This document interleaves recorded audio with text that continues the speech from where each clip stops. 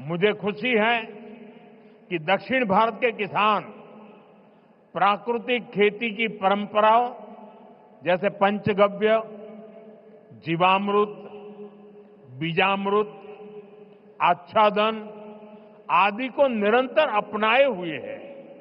ये परंपराएं मिट्टी का स्वास्थ्य बेहतर रखती हैं, फसलों को केमिकल मुक्त रखती हैं और इनपुट कॉस्ट बहुत कम कर देती है। தென்னிந்தியாவின் விவசாயிகள் இயற்கை வழி வேளாண்மையின் பாரம்பரியங்களான பஞ்சகவ்யம், ஜீவாமிர்தம், பீஜாமிர்தம், ஆச்சாதன் போன்றவற்றை நிரந்தரமாக உள்வாங்கிக் கொண்டிருக்கின்றார்கள் என்பது எனக்கு மட்டற்ற மகிழ்ச்சியை அளிக்கிறது। साथियों, नेचुरल फार्मिंग के साथ हम अगर श्री अन्न, मिलेट्स की पैदावार जोड़ते हैं तो ये भी धरती मां की रक्षा में अहम भूमिका निभाते हैं। நண்பர்களே, இயற்கை வேளாண்மையோடு கூடவே நாம் ஸ்ரீ அன்னம், அதாவது சிறுதானியங்கள் பயிர் செய்வதையும் இணைக்க வேண்டும்। இவை நம்முடைய இந்த பூமித்தாயின் பாதுகாப்பிற்கு சிறப்பான பங்களிப்பினை அளிக்கின்றது।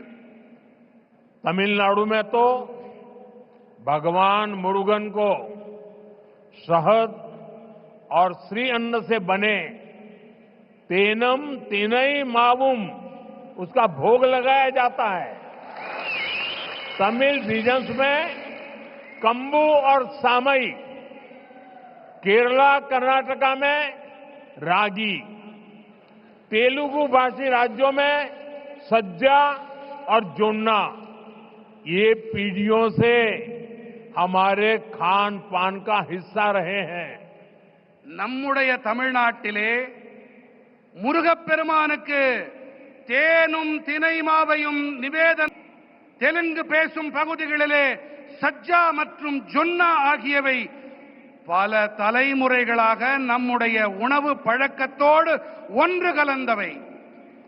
हमारी सरकार का प्रयास है कि हमारा ये सुपर फूड दुनिया भर के बाजारों तक पहुंचे और वैश्विक बाजार में इनकी पहुंच बढ़ाने में natural farming, chemical free farming को भी, इसकी भी बहुत बड़ी भूमिका है।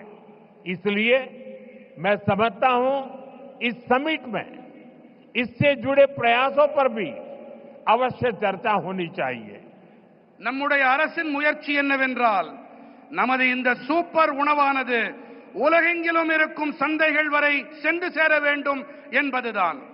மேலும் உலகளாவிய சந்தைகளிலும் இவற்றின் வீச்சினை அதிகரிக்க இயற்கை வேளாண்மை, ரசாயனங்கள் இல்லா வேளாண்மை ஆகியவற்றுக்கு மிகப்பெரிய பங்களிப்பு இருக்கின்றது। ஆகையினால்தான் இந்த மாநாட்டிலே இதோடு தொடர்புடைய முயற்சிகள் தொடர்பாகவும் கண்டிப்பாக விவாதங்கள் நடைபெற வேண்டும் என்று நான் விரும்புகிறேன், கருதுகிறேன்।